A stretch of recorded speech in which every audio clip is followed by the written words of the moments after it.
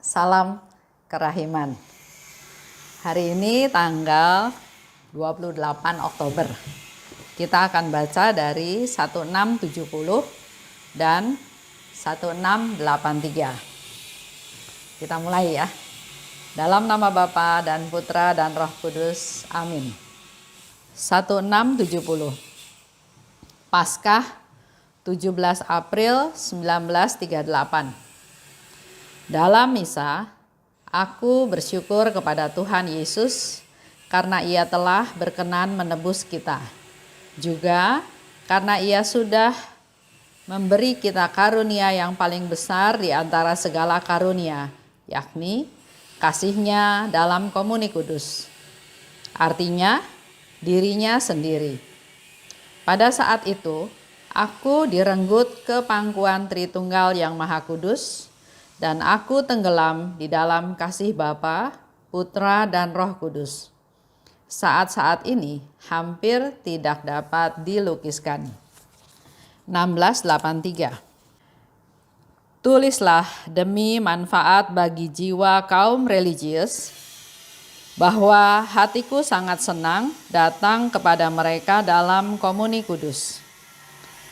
Tetapi kalau ada orang lain di dalam hati itu, aku tidak tahan dan aku akan cepat meninggalkan hati itu sambil membawa serta semua karunia dan rahmat yang telah kusiapkan bagi jiwa itu. Jiwa itu bahkan tidak menyadari kepergianku. Sesudah beberapa waktu, barulah ia akan merasakan kehampaan batin dan ketidakpuasan. Oh, kalau saja kemudian ia berpaling kepadaku, aku akan membantu dia membersihkan hatinya, dan aku akan memenuhi segala sesuatu yang ada di dalam jiwanya. Tetapi tanpa kesadaran dan persetujuannya, aku tidak dapat menjadi penguasa hatinya. Tanggal 28 Oktober. Bicara terjadi pada tanggal 17 April 1938, yaitu pada Paskah. Dalam misa, aku bersyukur karena Ia, Tuhan, menebus kita. Dan Tuhan memberi karunia paling besar. Karunia di atas karunia, yaitu kasih-Nya dalam komuni kudus. Dia, Yesus, memberikan dirinya dalam komuni kudus. Dikatakan di 1683, demi manfaat bagi jiwa kaum religius, bahwa hatiku sangat senang datang pada mereka dalam komuni kudus.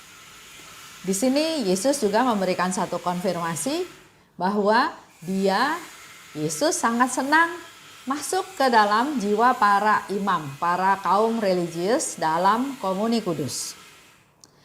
Tapi kalau ada orang lain di dalam hati itu, jadi hati, walaupun kita bilang kita siap menerima Tuhan, kita siap mengikuti perayaan Ekaristi, kita menyambut tubuh Kristus, tapi di sini Yesus katakan, tapi kalau ada orang lain di dalam hati itu, jadi hati itu belum bersih, ada yang lain di dalam hati itu, Yesus katakan, aku tidak tahan, dan aku akan cepat meninggalkan hati itu. Sama ya, seperti kalau kita misalnya masuk ke satu tempat, tempatnya nggak sesuai dengan apa yang kita harapkan, yang kita bayangkan, pasti kita pengen cepat-cepat pergi juga dari tempat itu. Merasa tidak nyaman, merasa tidak aman, merasa kotor, merasa ya banyak hal yang membuat kita nggak betah di situ, mau cepat-cepat pergi.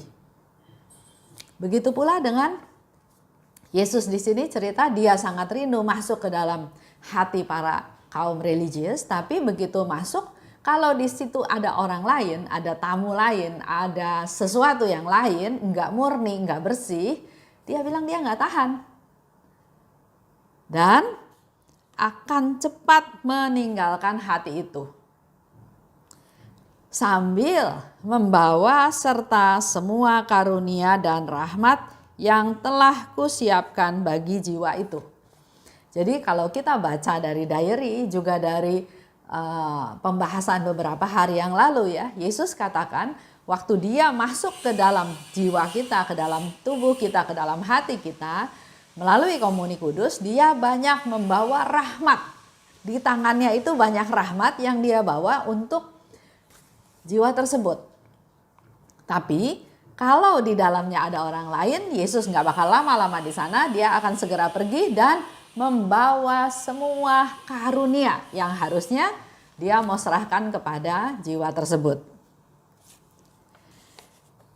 Jiwa itu bahkan tidak menyadari kepergianku. Ini jadi satu warning buat kita ya, satu peringatan juga buat kita semua.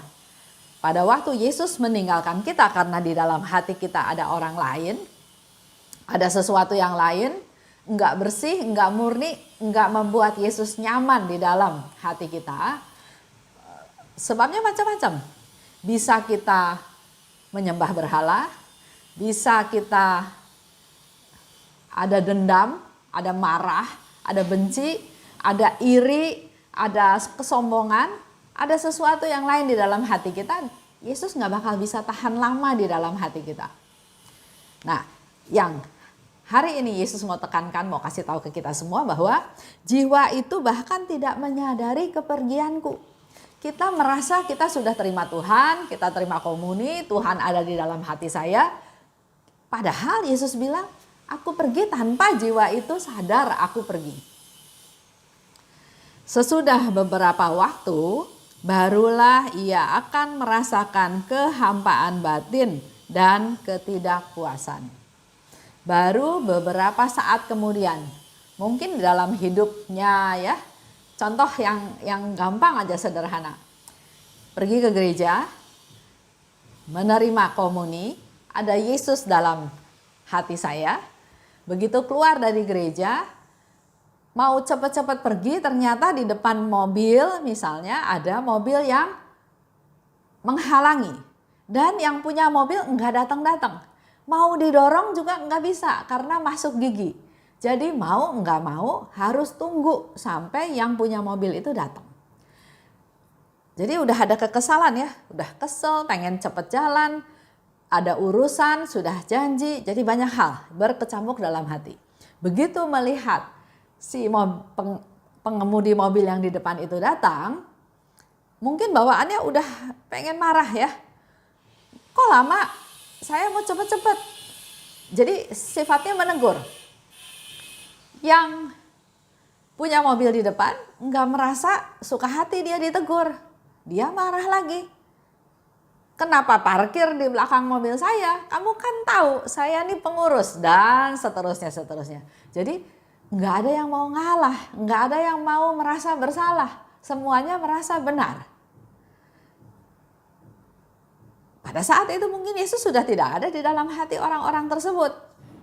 Karena kalau Yesus ada di sana pasti ada damai, ada sukacita, ada toleransi, ada kelemah lembutan, ada kerendahan hati. Itu nggak ada semua. Setelah beberapa waktu kemudian dia baru sadar, merasakan kehampaan batin dan ketidakpuasan. Setelah dia evaluasi lagi, dia pikir lagi, saya baru nyambut Tuhan. Kok saya kesel? Kok saya nggak sabaran? Kok saya marah-marah? Mungkin yang pengemudi satu lagi juga berpikir seperti itu. Mula-mula dia kesel. Saya kan bukannya berlama-lama di gereja, tapi karena saya harus menyelesaikan ini itu segala macam. Saya kan tugas menghitung uang kolekte dan lain-lain ya, nggak mau disalahkan. Tapi kalau setelah dia evaluasi lagi di rumah, dia merasa kok ke gereja bukan menerima kenyamanan, kedamaian, kok malah ribut. Selama dia mempertahankan bahwa dia benar, dia akan terus ada di dalam ketidakpuasan. Tapi kalau akhirnya dia bisa berpikir bahwa ya saya salah juga. Kalau saya sudah tahu saya pulang akan agak terlambat, harusnya saya parkir jangan di depan. Harusnya parkir di belakang atau di pinggir supaya tidak mengganggu orang lain yang mau keluar. Dan kalau memang saya harus parkir di depan, harusnya saya jangan masuk gigi sehingga mobil itu tetap bisa didorong sehingga bagian orang di belakang saya tetap bisa keluar. Jadi kalau sudah bisa merasakan seperti itu, maka itulah yang Tuhan kehendaki. Ada Tuhan, ada kerendahan hati, ada toleransi, ada maklum dan berpikir untuk kepentingan orang lain, bukan berpikir untuk kepentingan saya. Jadi kalau kita masih berpikirnya untuk saya, kepentingan saya betul, dia salah, ya mungkin buat kita udah mulai harus waspada. Seperti yang Yesus bilang, jiwa itu bahkan tidak menyadari kepergianku. Oh, kalau saja kemudian ia berpaling kepadaku, aku akan membantu dia membersihkan hatinya. Ini kembali lagi kata-kata Yesus tentang kaum religius, ya. Para imam, biarawan, biarawati yang memang dipilih oleh Tuhan secara spesial. Mereka adalah permata-permata Tuhan. Sehingga dikatakan kalau saja kemudian mereka berpaling kepadaku, aku akan membantu dia membersihkan hatinya. Karena masih terdiri dari daging, karena masih manusia ya, tetap aja mungkin ada di antara para imam yang iri. Kenapa dia terkenal, kenapa saya enggak? Khotbah saya lebih bagus, tapi kok dia lebih terkenal? Atau ada lagi yang berkomentar, khotbahnya kosong, cuma bercanda-bercanda aja, ketawa-ketawa, umat senang. Tapi setelah pulang, ditanya tadi khotbah apa, umat juga bingung, nggak bisa jawab. Karena ya memang hanya gurau bercanda ya, ada yang seperti itu. Ada juga barangkali yang masih secara materi ya, masih mengikat dia. Kalau melihat barang bagus, punya umatnya, Romo ini katakan pulpen itu bagus. Atau pernah ketemu lagi, itu cincinnya bagus. Nah terus reaksi si umat, ada yang bilang, oh iya Romo ini saya dikasih, terima kasih, bagus, memang. Tapi ada yang umat jadi, oh Romo mau. Karena dia pikir kalau Romo mau apa salahnya, dia kasihlah pulpen tersebut kepada si Romo. Toh dia juga bisa beli lagi dan dia juga merasa senang bisa menyenangkan hati Romo. Tapi melalui kejadian tersebut, Romo itu berpikir, ih gampang ya minta ya.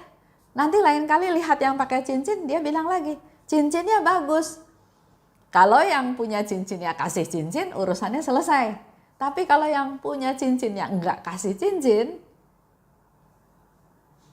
mungkin si Romo bisa kecewa karena harapannya enggak tercapai. Nah, ini yang dikatakan ada orang lain dalam hati. Mungkin jadi marah, mungkin jadi kecewa ya. Nah, tapi Yesus bilang, kalau dia berpaling kepadaku, aku akan membantu dia membersihkan hatinya. Dan aku akan memenuhi segala sesuatu yang ada di dalam jiwanya. Jadi kita datang pada Tuhan dengan segala macam hati, isi hati kita ya. Persembahkan kepada Tuhan karena Tuhan akan membersihkan hatinya dan aku akan memenuhi segala sesuatu yang ada di dalam jiwanya. Itu yang ditawarkan oleh Tuhan. Tapi ada satu pesan khusus yang Tuhan katakan. Tapi tanpa kesadaran dan persetujuannya, aku tidak dapat menjadi penguasa hatinya. Yesus bisa lakukan apa saja. Tapi terakhir dia katakan tanpa kesadaran dan persetujuannya. Jadi kalau kita punya hati ya, Tuhan akan bisa bersihkan, Tuhan akan kasih kita rahmat-rahmat yang kita butuhkan. Tapi Tuhan butuh satu, butuh kesadaran dari orang itu, butuh persetujuan dari orang itu supaya Yesus bisa menjadi penguasa hatinya. kalau kita enggak memberikan persetujuan kepada Yesus untuk membersihkan hati kita, ya hati kita akan terus diisi dengan hal-hal yang enggak berkenan pada Tuhan.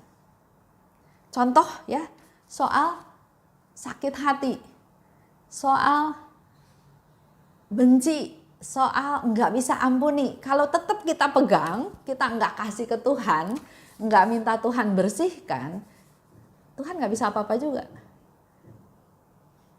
Itu akan ada terus di dalam hati kita, dan karena ada tamu, ada orang lain, ada kebencian, ada kemarahan, ada iri, ada dengki, ada dendam, Tuhan akan masuk sebentar dan kemudian keluar lagi. Bahkan bukan hanya masuk dan keluar, dia membawa semua rahmat yang tadinya dia mau berikan kepada kita. Nah, ini sedikit cerita. Ada seseorang yang merasa bahwa yang dia lakukan itu sudah benar. Ya. Tapi setiap orang kan punya atasan. Kalau atasannya melihat bahwa dia enggak benar, maka atasannya menegur dia. Yang kamu lakukan selama ini tidak benar. Maka harap kembali ke jalan Tuhan. Ya. Tapi ada yang bisa terima, tapi ada juga yang enggak bisa terima karena dia bilang, enggak, saya betul. Bahkan setelah ditegur oleh atasannya pun, dia tetap merasa, saya benar, saya betul. Nah, kalau bicara dari sisi hierarki, para kaum religius itu sebetulnya ada kaul kemiskinan, kaul ketaatan, ya, ada kaul kemurnian, ya. Nah, salah satu contoh, saya punya teman, dia masuk ke biara sekolah ya, untuk menjadi seorang romo, seorang pastor. Tapi di tengah perjalanan sepertinya ada sesuatu permasalahan di mana dia mau pulang ke rumahnya karena ayahnya sakit keras dan meninggal. Menurut cerita dia, memang dia sudah dikasih izin pulang pada waktu ayahnya sakit. Setelah dia menengok ayahnya, dia pulang lagi. Dan nggak lama kemudian dia dengar kabar bahwa ayahnya meninggal. Dia sebagai seorang anak mau pulang lagi, mau melihat ayahnya yang sudah meninggal. Tapi ternyata di kongregasinya ada satu aturan di mana karena dia sudah izin, sudah pergi satu kali, dalam waktu tertentu udah nggak boleh izin lagi. Nah, dalam hal ini kongregasi tersebut lebih mengutamakan pada ketaatan. Sedangkan si teman saya ini merasa, ini saat terakhir saya lihat papa saya. Kalau nggak lihat dia, ya mungkin ada kesedihan, ada kemarahan, akhirnya dia berontak, dia tetap pulang untuk melihat papahnya yang sudah meninggal. Nah, kalau dilihat dalam hal ini, ada kaul ketaatan yang dia langgar. Tidak taat pada pimpinan. Begitu pula dengan banyak romo yang kita tahu sekarang ya. Ada beberapa yang diekskomunikasi, yang lepas jubah. Itu pasti ada sesuatu, kalau bicara salah tidak salah, kita awam nggak tahu ya. Tapi kalau sampai atasannya memberikan surat teguran, sampai memberikan warning, pasti ada sesuatu yang salah. Salahnya mungkin bukan dari sudut pandang kita, tapi mungkin melanggar kaul-kaul tadi. Kaul ketaatan, kaul kemurnian, kaul kemiskinan ya. Saya nggak tahu, tapi artinya buat kita semua yang awam, kebetulan yang awam, mari kita perbanyak berdoa buat mereka. Karena sekolah jadi romo itu kan panjang. Dalam tanda kutip biayanya mahal juga. Jadi jangan sampai dalam perjalanan hidup mereka jatuh. Mari kita awam yang berdoa. Menghormati mereka oke. Mensupport kebutuhan mereka oke. Tapi jangan memanjakan. Nah ini yang sebetulnya agak-agak bahaya yang membuat akhirnya terjadi banyak masalah ya. Saya harap melalui renungan ini kita tahu bahwa Yesus sangat peduli kepada jiwa kaum religius. Dan dikatakan hatiku sangat senang datang pada mereka dalam komuni kudus.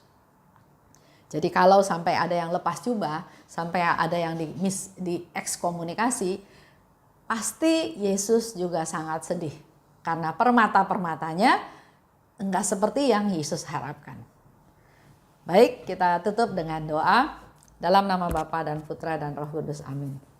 Allah Bapa yang Maha Baik, terima kasih atas renungan pada hari ini, di mana kami juga banyak dapat masukan daripada-Mu ya Tuhan, melalui percakapan Yesus dengan Suster Faustina. Yesus sangat ingin rindu masuk ke dalam jiwa kami, membawa segala macam rahmat, tapi sering kami yang tidak siap. Sering hati kami yang masih penuh dengan hal-hal yang gak berkenan kepadamu. Oleh sebab itu, pada saat ini Tuhan, kami mau serahkan hati kami. Bersihkanlah hati kami ya Tuhan, biar Engkau saja yang menjadi penguasa dalam hati kami, sehingga apapun yang kami lakukan berkenan kepadamu. Dan pada saat ini kami juga mau berdoa untuk para imam, para kaum religius, permata hati-Mu ya Tuhan, supaya mereka juga tetap setia ada di jalan-Mu Tuhan. Engkau sudah memilih mereka, Engkau sudah memanggil mereka, Engkau memberkati mereka dengan rahmat-rahmat yang luar biasa sebagai wakil-wakil-Mu yang ada di antara kami semua. Berkati mereka Tuhan, lindungi mereka, jauhkan mereka dari segala godaan, dari segala hal yang bukan berasal daripada-Mu, sehingga mereka juga bisa menjadi perpanjangan tangan-Mu, bisa menjadi gembala dimanapun umat-Mu berada. Terima kasih Bapa, dalam nama Yesus kami berdoa dan bersyukur. Amin. Dalam nama Bapa dan Putra dan Roh Kudus. Amin. Salam kerahiman.